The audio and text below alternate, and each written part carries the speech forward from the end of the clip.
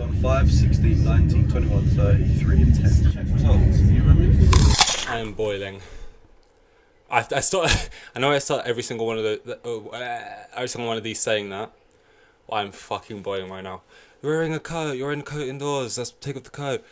I can't take off the coat. Okay. I need the coat to cover my head, my hair, and my scrawny little body right now. But I am exhausted. I had to like paint the fence or something. Classic little sort of tasks you just get given sometimes. And I don't know. I don't like doing things in the front when people are walking past and shit like that. And I just want to spend my days doing what I want to spend my days doing. And I don't particularly want to be doing shit, that I don't want, the shit that I don't want to do. But then when it gets to night time, and it's like, well, what would I be doing in the night time? I'd either just be lounging around in my bed waiting to feel tired. So I'm like, that's not do it then. Anything I'm ever got to do, which I don't want to do, but I feel like I have to do. Painting the thing, any kind of like task or something someone asked me to do, or like whether it was homework, if I ever tried working out for anything, it'll be like 11 p.m. and I'll be like, I'll do it now. We'll work through the night. I remember once someone told me I had to put like this barbecue together. I don't know where they bought it from, but I had to like build the barbecue, and I'm out there at like, I don't know what time it was pitch black. I got my torch on my phone, and there's moths and shit, and I'm just out there putting it together, and it's just like I could have just done this in a day. And today's another example, and I'm out there and I'm painting it. I don't know how, maybe it's because I got the coat on and stuff, but I needed something dark to put on because the paint was watery as shit and it was just getting everywhere. And I'm painting and shit, and then it's all getting on the floor, and I got to hose it down afterwards and stuff. And then as I was doing it, because a part of me was doing it because I was like, I don't want to be doing this when bare people are walking around, and I don't want some of my like neighbours talking to me. Realistically, that was like one thought. But then the second I started doing it, I deeped that if I was walking home and I saw someone doing this, like painting a fence at midnight, pretty much, I'd be thinking, well, that's this area for you, crackhead energy. Like if I just saw a guy paint, that is crackhead energy, just painting the fence in shorts and a and a like big jacket. It's just, I knew it. I paused there because I could hear the dog coming up. Yeah, I got you. Don't worry about that. Then.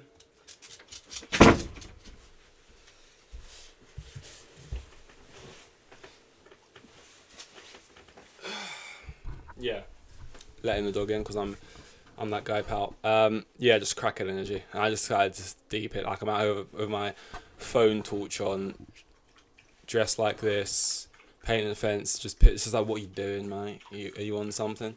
But prior to that, I actually had a reason. I was watching like World Championships athletics because I do that sometimes. I've been watching the athletics more and more, and today was like 100 meter women's. There was like hurdles. There was like long jump. I think those were the finals today. And they didn't win the long jump, but they've won the men's 100, the women's 100. When I say they, I'm talking about America, the US of A. Men's 100, women's 100, and men's 110 meter hurdles.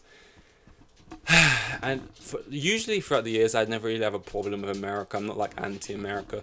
A lot of times in football, people hate anything American, any American ideas, owners, managers, players. They just kind of discredit them. People are over here in England. I feel like Americans are pretty kind to the British, that they make fun of us, in the same way they do like Canada, I guess, and the accent and that. But I feel like for the most part, they kind of, England. But here it's very much like nose up to the Americans. They're loud and stupid and obnoxious and dumb and loud. But I've never subscribed to that, I've never had that kind of thing with the Americans. But there's just something like this tournament. It was the first time ever where I've kind of been like, I don't like the Americans, and they're winning everything, which makes it even harder. Not that they don't win a lot usually. Like if you look at the medal standings, the tables at the end of Olympics, they're always either first or second. It's like, one thing is certain: the top of the table is going to either be China or America. That being said, I'm pretty sure England, the United Kingdom, finished second at Rio, third at London, that's when we really started to turn up. I guess more investment went into athletics or whatever. But we came third in London, and I think second in Rio. Then maybe third or fourth in Japan. That's the one that just went by, right? Yeah, and then it's France next. And I'm pretty sure with how it's been going recently, it's gonna be difficult because Japan are actually. It feels like the Asian countries, they never used to, well, it's from as much as I can tell from watching recently, they never used to show out too much in sort of athletics and stuff like that. But I've been seeing a couple more like China popping up, long jump. Not that they were doing too well, but China were popping up here and there. Japan as well. They're getting quicker, or they're trying to get quicker. I don't know what's going on in Japan, but they're getting faster. So, and it was a home tournament, but they did have a good one, third or second. They finished in when they held it, so they're improving. And I don't actually mind, but it's just, I don't know. And it's not really like, to be honest, the three Americans that won, I didn't actually have a problem. It wasn't even Sha'carri Richardson, because she's the one who got banned for, she got banned for smoking weed, and so she couldn't race for a year. And then she was like, then a tournament happened, or the Olympics happened, and she couldn't go. And then what's her name? Shelly-Ann Fraser-Price, is that her name? The Jamaican, she won. And then Sha'carri was like, well, if I was there, I would have won. She was like running the mouth off and stuff. And then she went to a tournament, like her first one back since like being banned, and she got smoked by everyone. Maybe it was just a bad race, maybe she was out of practice, but she got smoked, so it kind of made it look silly. But then in this one, I don't know, she kind of, maybe that humbled her a bit, and she was surprised when she won, and it got me back on side, because originally I was usually on her side, but then the comments when she was banned annoyed me. I don't even think she should have got banned really in the first place, but her comments when she was banned kind of annoyed me. But now I'm back on side. It's more, I can't even remember his name, the guy who won 100 meters men's, just so loud, and it's like, there's a difference between being loud in your interviews and you're bringing your personality across there, or when you've just finished the race.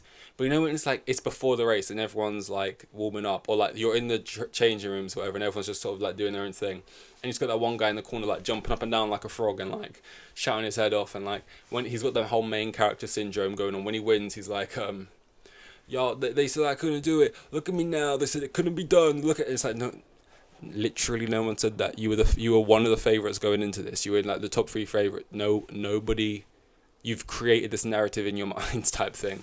So, and even the commentator said that. The second he says that, the commentator's like, don't think anyone said that, mate.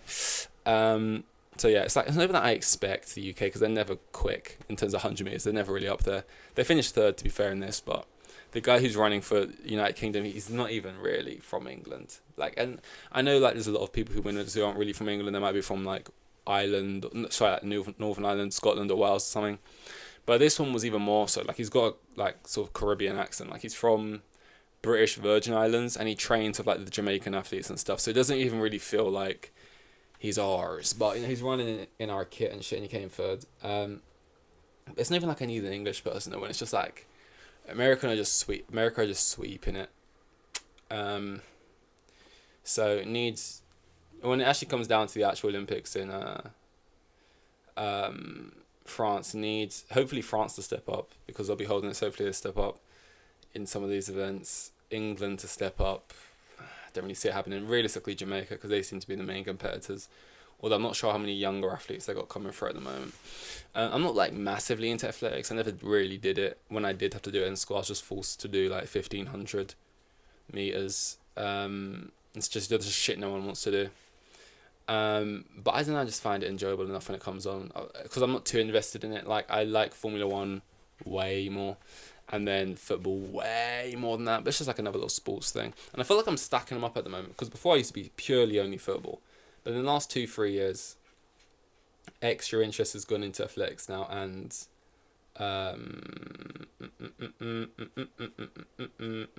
Formula 1. So I'm not sure what else I'm going to put in there. There's a potential I add something. Like, I tried to check out baseball once, but I think it's kind of hard to get into sports that are more like mainly American, because it feels so different. There's a lot to adjust to. Like the amount of ads and stoppages and just the commentary and a lot of things. And also baseball's just really slow. I tried to get into NBA before. I would still claim the Nets as my team, but never really go into it. I might give golf a go, golf. I feel like if I find something I've noticed about sports is you need to find someone to back. Like just trying to get into it, it's like okay, and you watch one here and there. But if you find like a young athlete on the rise, like try and find someone on the rise that maybe from your area or like whatever, and then you follow their career and stuff. All of a sudden, it's like now you have a vested interest in someone. It just makes it a lot more fun, a lot more interesting. So that's what really helped with getting into Formula One. It's like kind of through Lando Norris, and then all of a sudden it was like I'm rooting for something now, and it's more entertaining. And then you kind of pick up more people that you like and don't like, and you want to win and don't want to do well, and it helps a lot. So I've kind of been looking into golf a little bit. So that's on the thing. Golf is very in right now. A lot of people are golfing. A lot of people with money, because that's not the type of thing you're just going to go do. Unless you're going top golf. No, the average man is not just going to golf, in your spare time. It's expensive. You've got to get the clubs, and you've got to pay for, like... I don't know how much it costs to go play like a 18-hole course or whatever, and you usually got people who are really good behind you, who are, like, rushing you forward, so you kind of got to go. You've got to get a move on. Probably be with people you don't know and you're shit. So then it kind of forces you to have to like pay for lessons to get better, and it's like a whole thing. It's like just do it if you're rich, or just go top golf if you're not. For the whole cobwebs all over my face as well, because I was outside and the amount of spiders and webs everywhere at this time of year is just annoying. But yeah, another thing on the sports thing, it's been very sports heavy these last few days. But I never really spoke about the Women's World Cup. They didn't win. They got to the final. I was very certain they would win. I didn't watch the match or anything, I won't lie, but they won the Euros, and they kind of just been beating every team fairly convincingly. They got to Spain, sort of bottled it, I guess. Spain were the best side, I've heard, and they didn't win. But I'm actually kind of happy they didn't win, because I just feel like, I think I mentioned this before, but like all the advertisement around the women's game and like the exposure of the women's game and everything about it, I like. It's good. And you can see it's getting more popular. The stadiums, if you even look at them 5 years ago, they're way more filled, which adds so much. Like it adds, when I look at the clips the next morning on Twitter or whatever, it adds so much more excitement to it, seeing like a last minute penalty or something like that, and there's actually a crowd to go celebrate in front of, and there's actually an atmosphere. But the only one thing is when they always compare it to the men's team, or they act like it's the same team or something, which annoys me. They're different teams. It's like different. Firstly, you don't have to be in. If you're into the women's football, you haven't got to be into the men's football, and vice versa, right? And when they say stuff like, if the women can win this World Cup, this will be England's first World Cup since 1966. They would have finally brought it home. Football would finally be coming home, and it's like, no, it wouldn't. Like, don't try and. That's like a men's football thing. That's like, and also this isn't even a positive thing about the men. This is like something negative and like pathetic about the men's team, but it's something that I like. It's like we have this sort of we're shit and we have all these great players but we never do well, and it's like our thing, and it's like it's coming home, and they sang it for this men's team because, and they made that song It's Coming Home because of the history of how we're bottle jobs and how we have all these great players, and it's literally like if you go through the lyrics of the song, that's what it's about. It's like attaching it to the women's team. I'd much prefer if there was a song about the women's team and their results and their history in the tournament, which by the way, the Women's World Cup, I think the first one was only in like 92, so like this isn't really their first achievement since 66. The tournament came in 92, this is their first achievement. Like, they should put out a post and say that if the women can win today, this will be their first win in the tournament's conception or whatever, since its start. Like, it's not the same team. The youth team's achievements aren't the same as the men's team's achievements, aren't the same as the women's team's achievements. And like, if the women won the World Cup, and to me that wouldn't have been football finally coming home. It would have been like fair play, that's something to be proud of. That's the women's achievement though, who were like, comparatively speaking, way better than the men's team. Obviously, with how far they're going to tournaments consistently. Not that England haven't been in that recently, but they won the Euros. We lost on penalties. But yeah, I don't know. I just feel like it's not finally came. It's came home for the women's team, but it's not finally came home, because that's referring to like a World Cup that hasn't been won for like 70, 50, 60, 70 years or whatever. Not a World Cup that hasn't been won for like 20. It's just different. I just like, get your own thing for us to get behind. I didn't like when we got Secondly, I want them to have some heartbreak. They just came off the back of a win, I want these players to kind of have their moments where they're crying into like their shirts, where they're sort of on the floor on their backs looking into the sky. It's character building. It makes you more likable when you're not just walking it, Man City style. So I feel it'll be good for them, character building, and that you go up to the next tournament, you do well. That's what I usually tell myself about the England team to help me sleep at night, and it hasn't been working at all. That game against Italy, man. I replay it so often, just reacting to that Pickford save against Jorginho, thinking, lifeline. This will go down as a history book moment that he's actually saved a Jorginho penalty, which is so difficult to save, and he saved it on the biggest stage, Pickford. But it just wasn't enough because we missed too many. And the only players who scored for us in that penalty shot was Harry Kane and Harry Maguire. It hurts. It hurts. But what can you do, I suppose? But yeah, very sports heavy today. They've been on the mind, and not much else has been going on. And also, I haven't really had time to check because I'm sweating my absolute tits off, and I was outside painting the fence at God knows what time. But yeah, I think this is 1-3 something, I don't know. Slightly behind at the moment due to all the internet issues that have been going on, but don't worry, by the time the year's done, there'll be 365 up, and the pod a day will continue. Keeps the doctor away. Thanks. Here with the kids, and they had like 3 kids, and the geezer was probably on like maximum 20 bags a year. Like the most boring bloke you'll ever meet, like Euros.